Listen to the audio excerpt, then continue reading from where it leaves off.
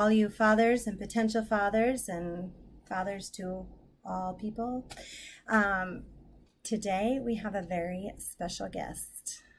We got King Daddy on today. For those of you who saw Pippin, we've got Charlemagne on, and he is going to talk with us. I know you're thinking, but wait, it's not Actor Day.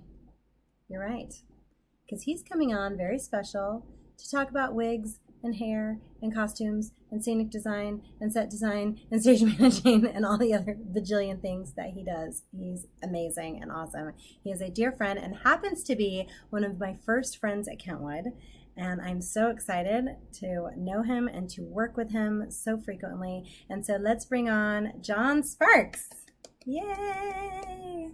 Hi, Annie. Yay! I see you're in your fancy studio. Yeah, this is the wig room. This is where all the magic happens. I feel kind of special. Like we're in the secret layer. Your sanctum. Yes. Yay. So first of all, happy Father's Day, King Daddy. Thank you, LP. Aw. That was such an amazing performance, and I will never never forget that experience as long as I live. Yeah, it is one of my favorite shows. Oh, such heart. 4 times. Seriously though. I mean, yeah. You love it. So I know you are a wonderful actor and singer, and we get to see you on stage all the time, and that is awesome. But I think I know a lot of Kentwood people know, but I know maybe some people are not aware of your amazing behind the scenes stuff. And there last week we were talking about how a lot of times, as actors, we get all the applause, at the end of the show, but the behind the scenes folks do not get this great applause for this work that they do, and we can't do it without you. So I wanted to get a little bit of the insight on design and all things design. But first, let's talk about how you came about to Kentwood. How did you hear about it?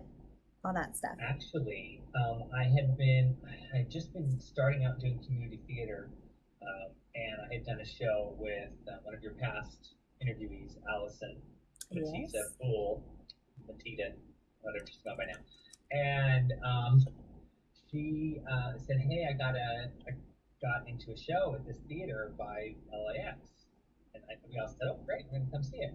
So we went and saw it. So the first time I was in Kentwood, I actually watched the performance, and then I moved a little closer, and Elson again, asked me to this time be in a show. It was Side by Side by Sondheim. It was my first show at Kentwood. That's when we used to do the Sunday series. Ah, yes. And so that was my first time on stage. I'd seen shows there. I'd seen a lot of shows there.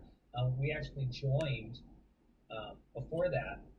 Maybe it was right about that same time where we joined as members. So technically, this is 20 years as members this year. Wow. We're going to be members for 20 years. So that is great. And that's how I got started with Kentwood. I love that. 20 years is a long time. What has kept you coming back to Kentwood? Well, Kentwood is it really is like a brotherhood, sisterhood. It really is, because at the end of the day, it's about the end product. It's about putting on a good show. It's about building relationships. Yes, you may fight, you may, disagree, but at the end of the day, it's about the show, and you get the show done. And I think the fact that there's such a huge membership base at the theater that really care. People don't argue about stuff they don't care about. So, and I don't mean to bring up the arguing so much, but they're passionate. People there are very passionate about theater, about making sure that we have a good product, that we're getting people in, that we're holding to our standards. And so, that's why I keep coming back. That's why it's worth it. Yeah, I love that. I live so close now. I live like 5 minutes away from the theater. It's great. That's the best drive, the best commute. I know. I always say it's not just because I live close. There's actually other reasons to keep coming back, but it is for sure super convenient and nice. Yeah, and we've talked about that a lot. That's a running theme in it, and that is just how everybody pulls together to work on stuff. And I think you bring up a good point. Yes, we do feel passionate, and we fight for what we believe in, and every person has their own stake in a show, right? So Yeah. I feel like every actor thinks their role is the most important. Every designer thinks, no, costumes is the most important, or sets the most important thing, because everyone feels so strongly about making it great. And Yeah, I that's, remember when I first started in theater, I did think that. I thought, oh no, we're the most important part. No, no, it it's, really does. I mean, take a village. I mean, I know that's an oft-used phrase, but it really does it does. to get that baby on stage. Yeah. And I love it. And that's what's so great is everyone coming together to do it. And that builds those bonds and relationships, which is why I think we stay friends for all these years Yeah, of working for on a sure. project like that. That's so great. So that's how you heard about Kentwood. How did you get involved in theater in your life? Oh boy, I actually auditioned. I went when I was a freshman in high school.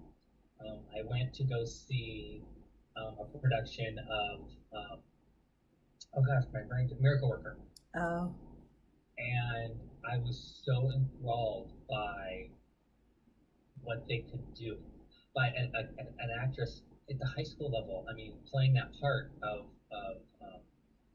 Helen Keller, and just I was so enthralled by her, and I said I want to do that. I want to start doing that. So the next show was a musical. It was Bye Bye Birdie, and I hauled my cookies out to that audition, and I actually got cast as Randolph, the little brother. wow. At the time, I was 6'1". I was the tallest person in the cast, That's awesome. and I was the 10-year-old. That's awesome. I love theater. It just goes to So show. What was that? I was just going to say, it goes to show that people, the audiences will believe what you tell them.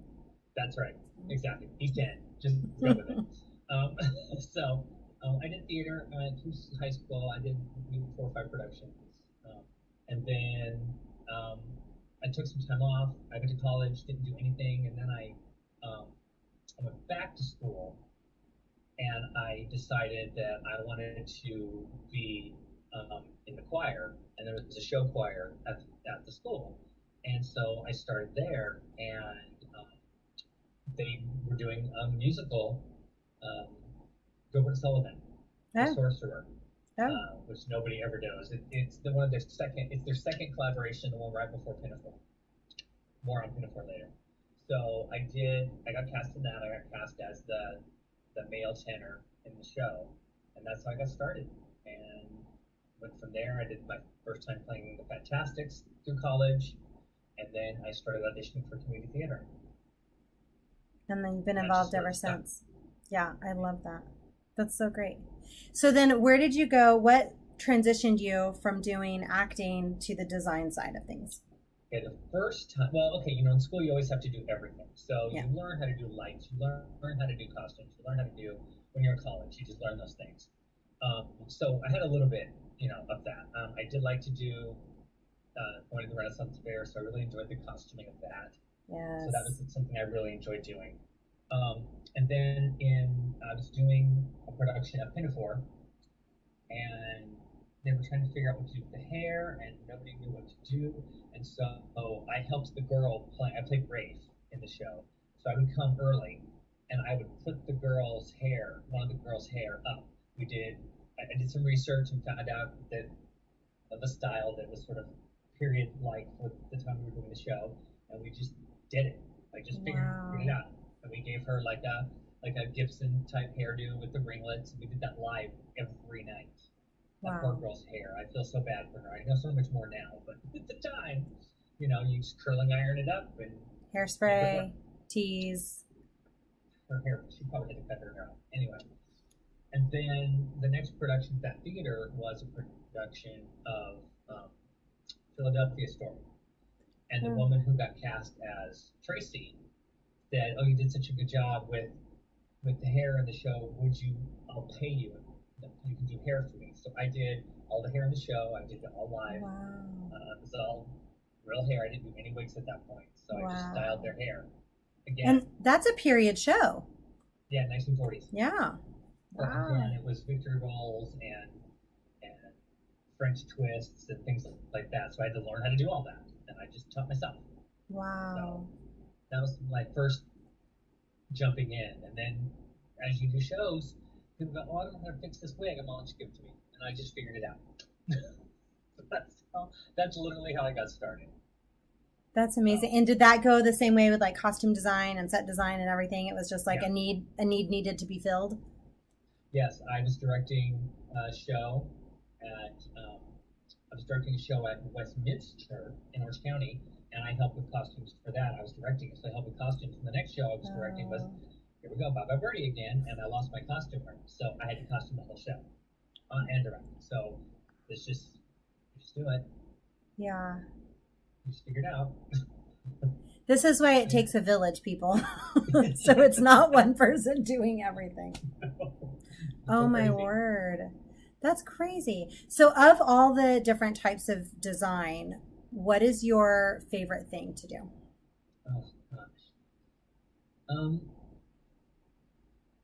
I think that costume and wig go hand in hand Okay. because for the same reason. I like them the same. I do love wigs. Wigs will always be my passion. I have a penchant for that. But I think what you're trying to do is you're trying to evoke a feeling or you're trying to evoke something that brings that character to life. So I really think they go hand in hand to have the costume, to know what the character is. It tells the audience, like you said, it's what the audience will believe what you tell them. So, is this person upper class? Is she lower class? The hairstyle and the costumes all work together to evoke that instantly. Yep. So they look at that and they say, "Oh, I know what that is." Yeah. And you're giving them something they can identify. I feel like too, as an actor, the second I get to put on that costume, it affects, this is why I like to do rehearsal costumes, like, something that's like what I'm wearing, that style, because it affects the way I carry myself, whether, if it's a period costume or whether, I'm like in a certain, maybe a frumpy or whatever. It's just something Right. about that is magical when you start adding that element in Totally agree. physically. Yeah. So I remember when we were doing Dracula, that was my first show there, and I met you. You started cosmetology school, I did. right? It was right during that or right after that? I feel like it was Gosh, I during. can't remember now. I think it remember was the time. during It was Dracula. around that time. Yeah. And so, so I was working full time and helping with theater, and I was going to school full time at night to get my cosmetology license because I knew I wanted to do hair professionally, and so I knew I needed a license, and I started doing that. And that took 3 years um, of doing it through the school system. Did it through El Camino College. They have a Oh. wonderful program that allows you to do your. If you're not able to go during the day, you can go at night, and it was a great thing that I could do both at the same time. Took a little longer, but I was able to do it. That's awesome. And did you find that you had this love and wanted to go to the school through doing stuff at theater, or did you Yeah. always know? Oh, that's so Yeah, interesting. I actually did, and it was funny because my hair mentor, her name is Deb Detmer. I've been going to her for years for my own hair, and we would just talk about it. And she goes, "You have a passion. You really should do this. You should do this." And so she pushed me to at least explore the idea of it, and I had been on for years. I was like, "Yeah, I don't know. I don't know if I want to go back to school. I don't know." And I finally said, "Well, what's holding me back? Right. Knowledge is power. Even if I decide not to go into a salon, which at this point I have not. Right. I've done it a little bit, but I don't do it as a rule. More on that later. But I knew that I would get something out of it, even if I didn't pursue it as a profession, because just the ability to go and go through the process and complete it and go through the journey of doing that makes you a better person and more well-rounded. It really just does. Totally. It's important for me to do. Totally. And you learn all these tips and tricks that we're not going to learn. I mean, you can learn some things from YouTube, but like how many hours do you have to spend on each show watching YouTube videos when you can just, and it gives you ideas. Like I personally have watched such growth we've worked together a lot and I've seen a lot of your shows and I've seen such growth in just your approach to what you're doing over the years from just the experience and from the training. Oh yeah, it's been great. I love that. So I want you get other points of view too, meeting other people, getting other points of view of how to do things, and that was very helpful for me as well. Yes, especially because I'm assuming a lot of the people you're in school with are not from the theater. Like they're Correct. they're And they talking weren't like doing wig. right. It wasn't wig for them. It was all And at the time, it was all the girls wanting the hairdos with the ratted bump in the back, Yes. and and everyone had these weird bangs. I don't know why they had these weird V bangs. I don't know. If it was a rockabilly thing. I don't know. It was just kind of weird, so I just went with it. But also, I also got to learn a little bit, and I wish I had gotten to do more. I got to learn with different hair textures. So I got to Yes. do not just Caucasian hair. I got to do African American hair. I got to do Asian hair, which is a little different as well. So I got to learn different ways to do things. I got to help with some braids. I got to learn how to use an oven, a stove to press. So it was a good thing. My teachers at El Camino, I have to give them that credit. They really tried to give us a well-rounded education, not just here's how to do a $10 cut and go and work at Supercuts. Right. They wanted us to be able to work on all hair types. That And do I. facials, and do pedicures and manicures Oh wow. and everything that goes along with the cosmetology license. I think that's amazing and so important. And how, I mean, like, that's just important in the world, but how beneficial for you in the theater too, because hopefully we're breaking through this mold of this atypical casting. And so we're Yeah. going to come across all kinds of looks and colors and textures and everything, and we're gonna say, okay, we're putting this in 1940s, or we're putting this in 1890s or 1960s or modern day, but we're telling a Shakespeare in a modern day. But how can we do, I mean, like, having that diverse knowledge enables you to work with everyone. That's True. so important. And I especially feel like that's really great for somebody coming into a cast and going, I mean, I was just having a conversation with a friend and going, they're not going to know what to do with me. Even Sharinda and I were talking on the previous video of like, people don't know what to do with me if they have to wig me, or if they have to do my hair or put me in a costume, or, and I have similar experiences. So that's so great. And she was a joy to work with, by the way. I love wigging her. Isn't she awesome? We found that great wig for her, and it just suited her so well. And it suited the character perfectly, so I was really happy with that. Are you referring to Daddy's Dying? Yeah, Because I don't know what she's doing for Vanya, because I didn't get to see it. I don't either. I'm so upset. But that Southern wig for Daddy's Dying. No, everyone. The hair. Stop it. We really can't go on without mentioning your lovely hairpiece for today. I love her. Yeah, she was. I love her. She was a sight to behold. Those of you who saw the show understand what I'm talking about. Yeah. But it was a take on a late 60s, early 70s Southern beehive. Yeah. Yeah, she made the entrance before I did, let's be honest. That's for sure. That was the best. She's so great. But I think that's so awesome, having that training and backing. So I want to go a couple places, because I want to put you on the spot a little bit. Okay. And I want to talk, because earlier you mentioned that poor girl, she probably had to cut her hair after. There are a lot of times, male and female, we go into a show, we don't know what we're doing, we do the best we can to make the do. So I want to talk a little bit about hair care, hair tips, but also wig care, wig tips, because this is so important. But I also wanted to touch on, because you went and worked for Disney. Am I allowed to say that publicly on yes, air? You are. Oh, okay. Sure. We just, before we go any further, yes, I was in the hair and makeup department, so I worked with hair and makeup for the princesses primarily. They were my clients, and they were all lovely. Honestly, they were amazing to work with. To a letter, the girls were great. Oh, I love that. I have to say. Because sometimes princesses get a bad rap. It is true. I'm just saying. I have a friend. It is true. But let's talk real for a minute. What those lovely ladies had to endure on a day-to-day basis, dealing with the public, was not easy. And for the most part, it was they just did their best, and then cried on my shoulder later, and that was fine. I was happy to be there for them, you know. But you know, they were great, great group of girls to work with.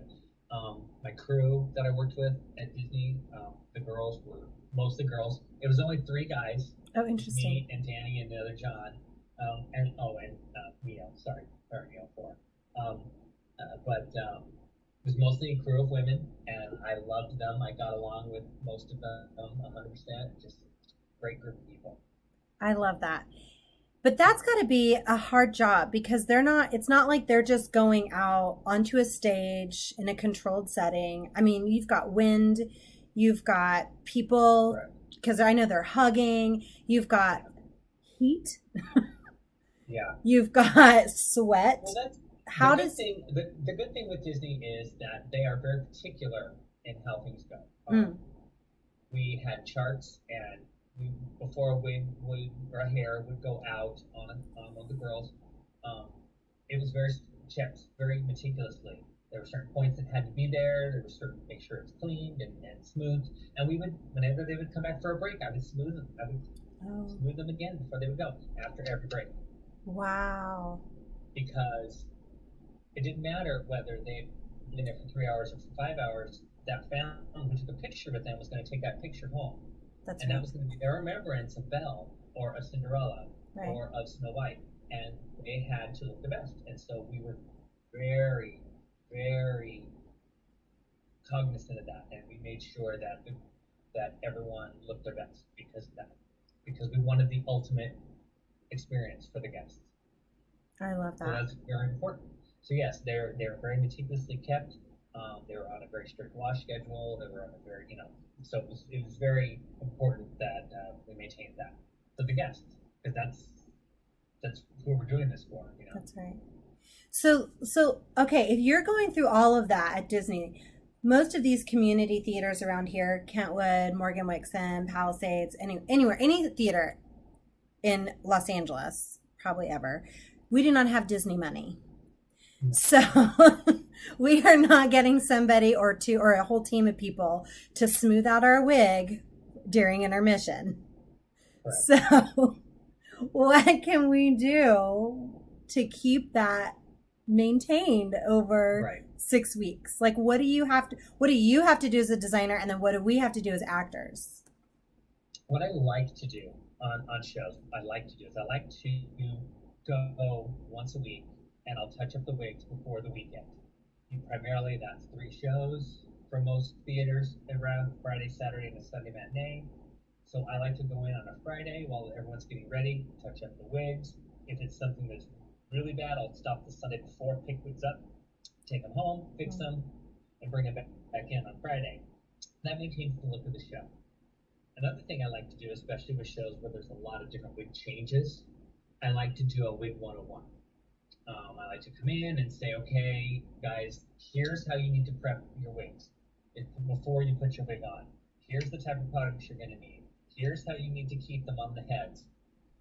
That's one of the biggest things. Is if I could give only one tip, is make sure that when you take your wig off, you put it on your head properly and pin it so it doesn't slide around. Because unfortunately, wigs get wet. Yeah. That's just the nature of the game.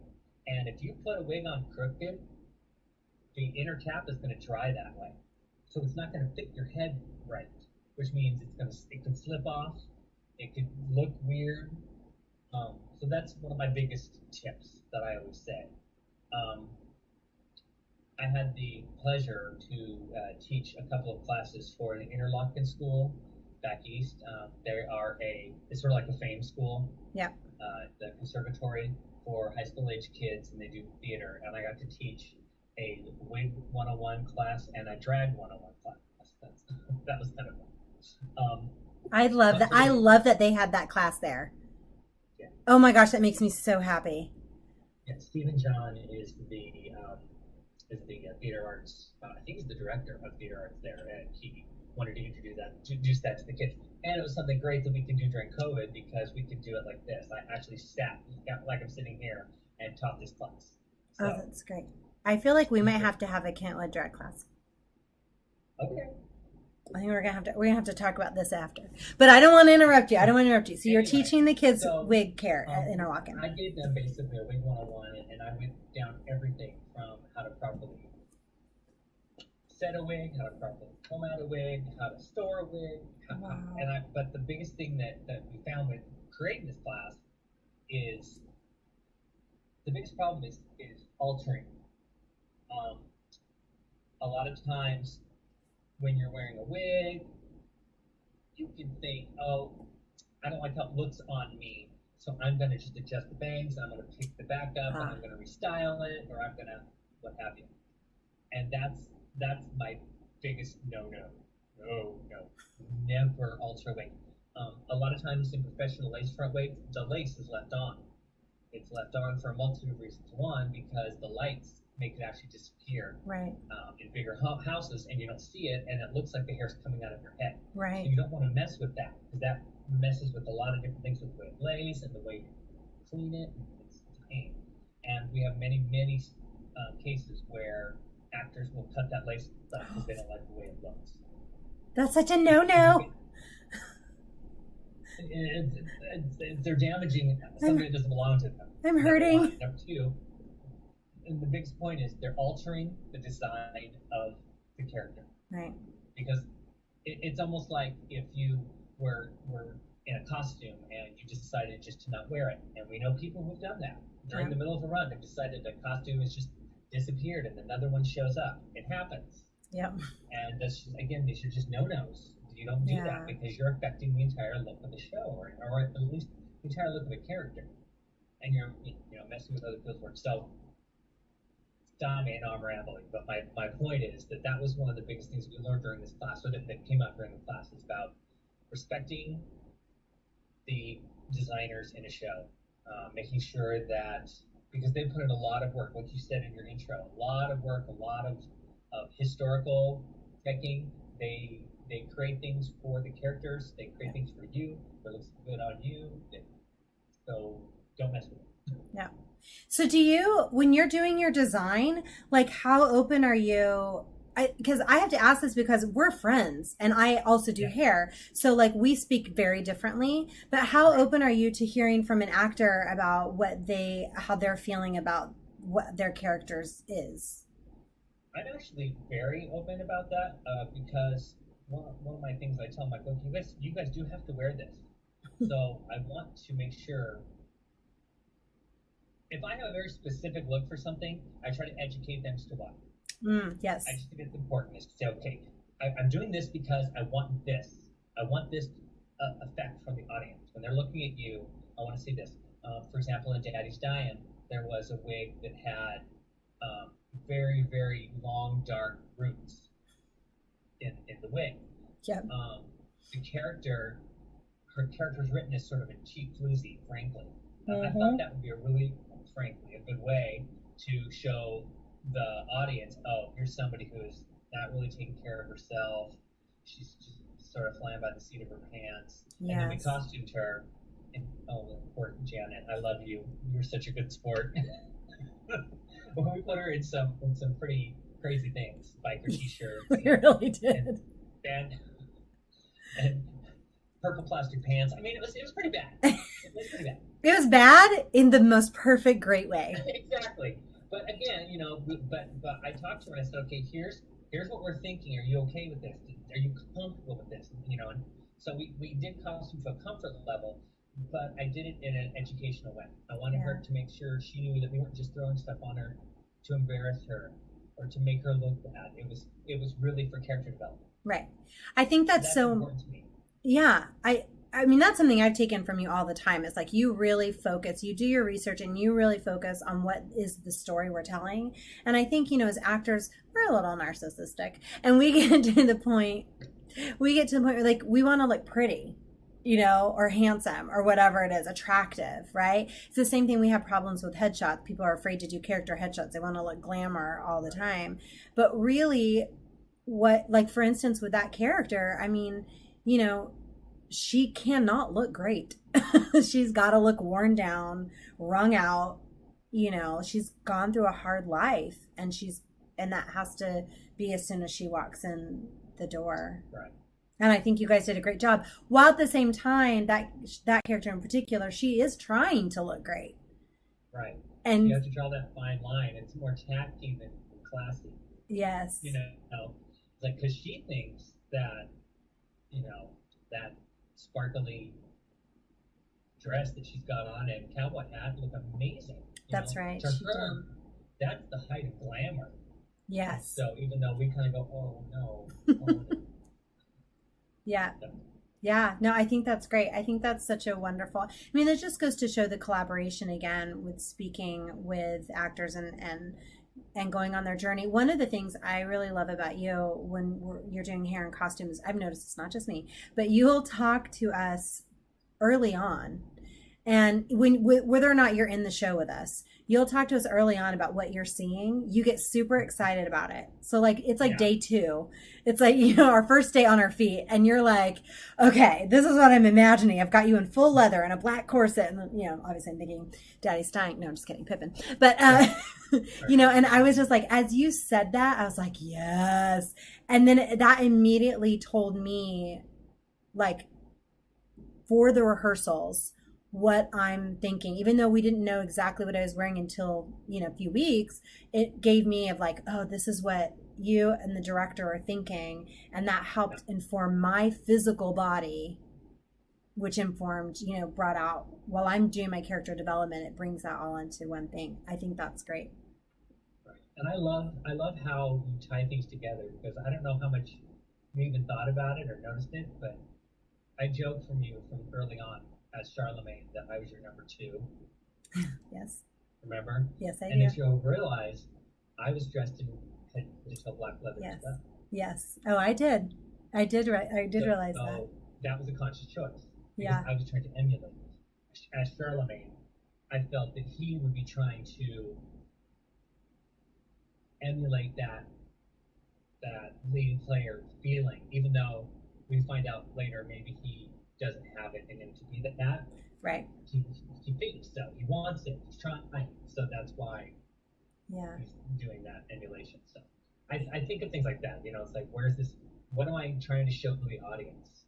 Exactly. You know, I really wanted to make sure that the Lewis character was flashy, because he is all flashy, no substance, and that was very important to have his costumes be extremely, literally in some cases, shiny.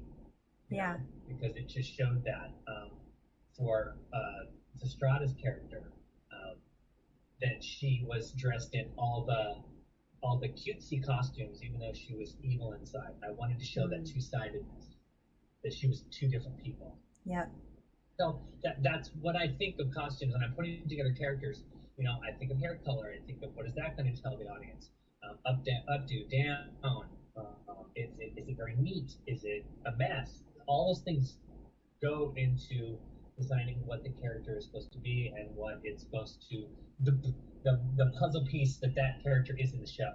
Yes, absolutely. And I think that's what tells, and even what speaks rather. And even though we may not, as an audience member, we may not understand that subtext all the way that clearly, it influences how we think and how we view the character and those relationships. So I'm sure maybe people didn't go, oh, he wants to be her. But they did go, oh, I see there's some sort of connection there. Yeah. You know what I mean? And like it definitely tells. I think Pippin is a great example, because there's so many people in that cast. And so you could see the differences just visually. If you just brought everybody out on the stage, from Fastrada's blonde, perfectly curled, you know, wig that was cutesy and powerful at the same time. You know what I mean? Yeah. And like you see, you get a story right there. And you know, one of the things we hear a lot, like at the end, I'm giving a monologue, but I heard over and over, which is the most powerful thing for me, was that everybody was watching everybody else. You know, seeing everybody's reactions and everybody's story and everybody's like defeat, because every single aspect of that tells a story. And to see like what, like, as the show went progressed, what people were wearing throughout and how their hair looked, what, like, less glitter in the second act, just different things. Like, it just makes it tells such a story to the audience. Yeah. I mean, that was a conscious decision within Pippin to take the character costumes from, you're right, from shiny, glittery, glammy, and then they slowly faded down. Because luckily the book helps with that, because it goes into the farm scenes and things like that. But then by the time we get to the end, it's still not quite back to the shininess of the beginning, because it's a dark moment. And I don't want to give it up in case you missed it. You missed That's it, right. Sorry. That's right. But we try to really think that through. Make sure you're wearing this. Don't wear that. Leave that part off. Think about what's coming. So those are all conscious decisions when you're designing a show. You have to design the arc of the character. Yeah. Throughout the whole thing. Absolutely. 9 to 5 is a really good example. 9 to 5, which is coming up. My husband, Kirk Larson, is going to be directing it when we finally get to do it. COVID. But there's a character, Judy Burnley, in the show who she starts the show. She's newly divorced. She's no experience in office, and they take a chance on her. So her characterization, she's still got to be that. She's somebody who doesn't have a lot of education. She's dressed for what she thinks the job's going to be, and then by the time you get to the end of the show, she's grown and she's learned the job, and she knows how to deal with people, and she knows how to deal with certain situations. And so her costumes will reflect that. They will be a little more serious. They'll be a little more frilly and frou-frou at the beginning, but then they'll be more serious for the end, because that shows that character's arc. I love this. I love it. I love chatting and hearing your thoughts and designs on this.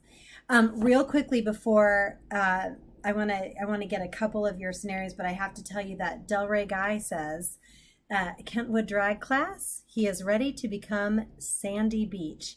So you have your first sign up for Sandy. Actually, technically I'm first, because I need some pointers, even though we host together the Market Mouse. Yes, that actually, that would be a fun. Maybe you could come over and help me. We could do the class together and come up with it, and then we can present. We'll talk. Oh, we're gonna chat. We got some things cooking now. Yeah. I love that, because there's a difference between all different types of bone structure and faces and all this stuff. So we can go through lots of cool And things. I've learned a lot in this past few months. I've been taking a lot of, again, during this downtime, I've been watching a lot of different makeup tutorials, and I've got from a different eye. You do things as cosmetology students, you really learn about the glamour, about face shapes and cheekbones but then you have to realize that when you're doing drag makeup, you have to alter that with paint. Yes. You have to create certain shapes and geometries within the paint differently. And I think I'm finally now just learning, I can do that. I know how to do that now. And I have to thank Stefan, who had now moved to Las Vegas, and he helped me a lot actually with that. So I've been doing drag for a while, but it was more glamour, just glamour makeup. But he really taught me the importance of where to put the crease and how to put the crease in. So that was a good lesson to learn from him. So hi, Stefan, if you're on there. Yay! I have to say, yes, 100%. And it is such an art form, which is why I love it, even though I'm female presenting. It's like, I'm female. Like the things that we're learning now is that anybody, and I tell anybody who's listening to this, if you have that dream to be a performer of that level in a drag, bio queens are now becoming very popular, and there's a lot more acceptance in the and diversity within the drag community. So if you want to be a drag queen, be a drag queen. I love it. don't let the fact that you're cis stop you. Please don't. Right. Go. Because I mean, personally, I love that community, and I've been blessed to be able to work in that community and be a patron as well. And Yes. it's so much more, I think, like really understanding the art form, and exactly like you said, when you're talking about the paint and the angles and creating this whole face, it is not just amplifying what you have. Right. It is artistically creating this new thing. That's correct. Amazing. Oh, yeah, we're going to have this club. Sandy Beach, we got you. We're going to have this we're going to have this class is coming. So real quickly before we wrap up, I want to know, what are your favorite, do you have a favorite period or a favorite type of style or a favorite show or something that you do with design and wigs and hair specifically? Yeah, I'm gonna say I really am stuck on 50s, early 60s right now. Ooh. It used to be 40s. I was a big give That's me it. victory rolls, give me That's it. updos. I want that. But as my drag career has gone, I'm noticing that I'm really leaning more toward um, 50s, early 60s. So, for example, Oh, good. Oh, good. I was hoping we get to see her.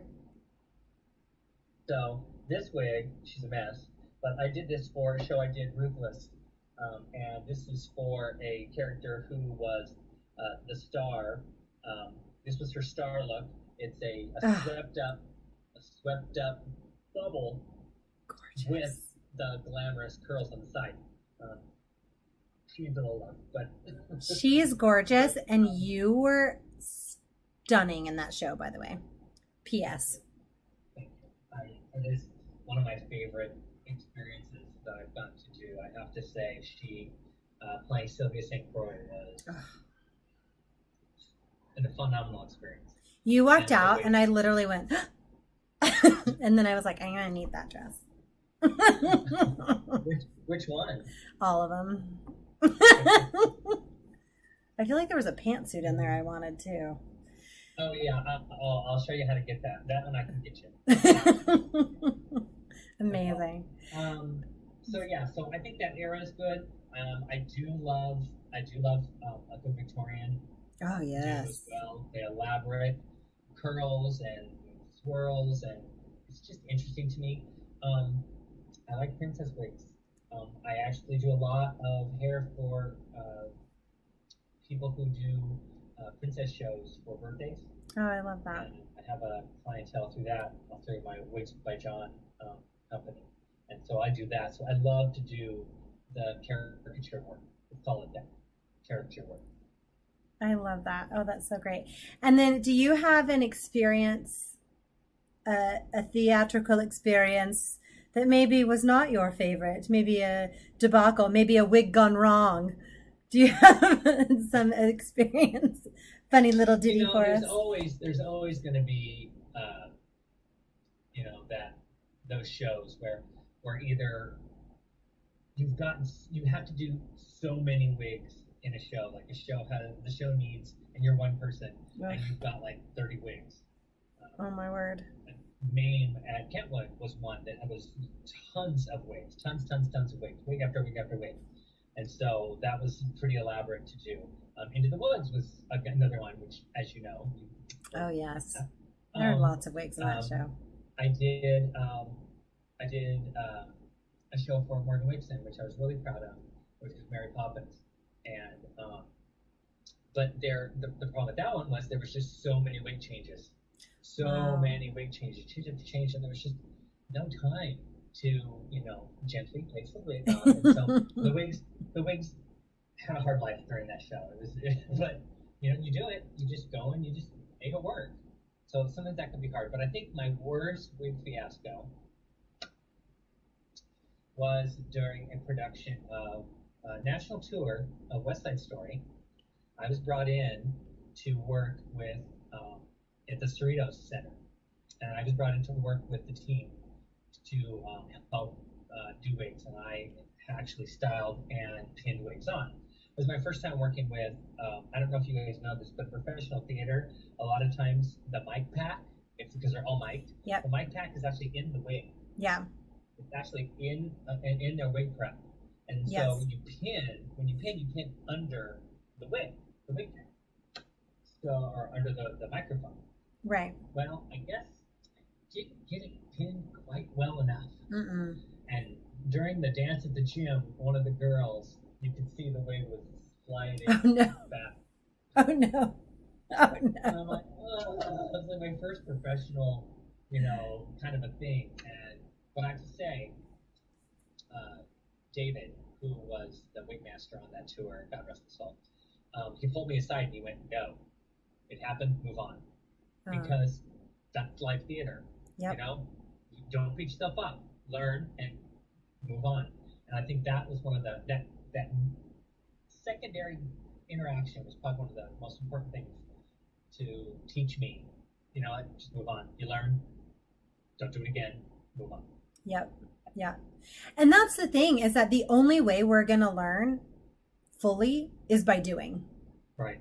Right? You can go to school, you get all the technique, which is great. But when you're in school, there's no pressure. I mean, other than like a grade or whatever. But it's Right. like you've got all the time. You can do it, redo it. But when you're, especially when you're doing equity, you've got 30 minutes before that curtain.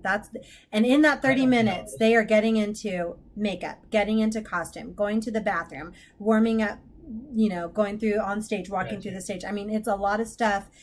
Pinning your mic and your wig on is like 5 minutes of that 30. Yeah. So, yeah, it's a lot of pressure. So I think that's great advice. Yeah. I've told the story before on this show, but I had an experience because, as everyone can see, this is typically my hair, very long, and I always use my hair. Rarely have I used a wig. But the first wig I ever used was in college, and it was because we had so many changes.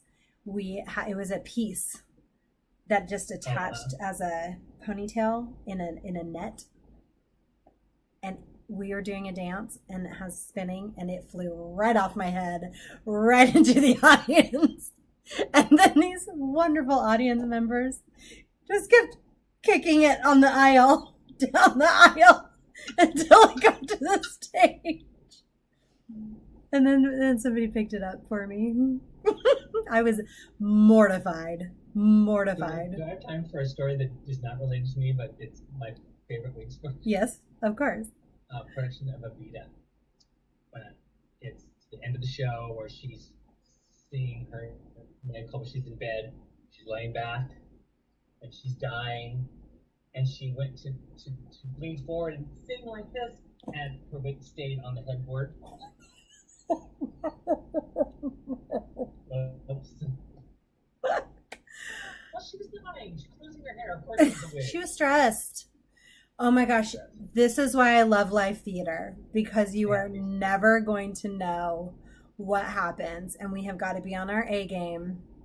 I mean, there's other reasons why I love live theater, but Rachel is saying hi.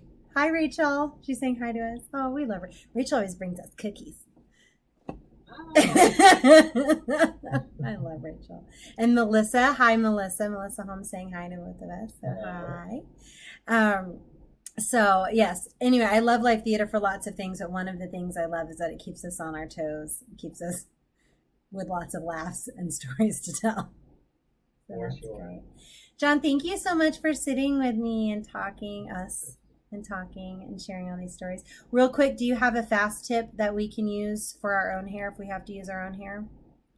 Like, You have to use your own hair? yeah, conditioner, if we have to tease and curl our own hair.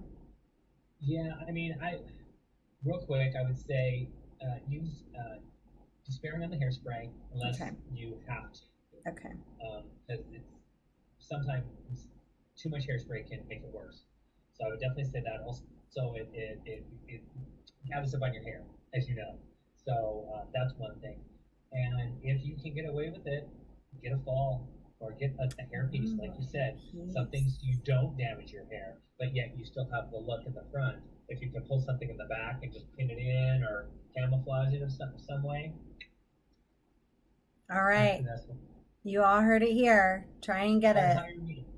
Yeah, hire John. You'll get wigged and you'll look amazing. But also, less is more.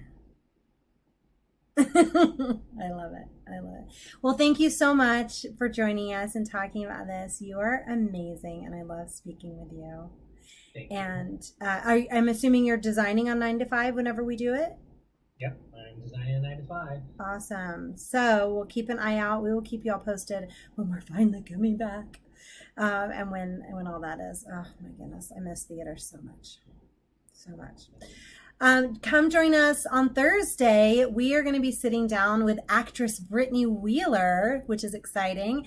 You may have last seen Brittany with me in Deadly Sacred Fools and last seen her on the Kentwood stage in Little Shop of Horrors. So we are going to talk with Miss Brittany on Thursday at 7 p.m.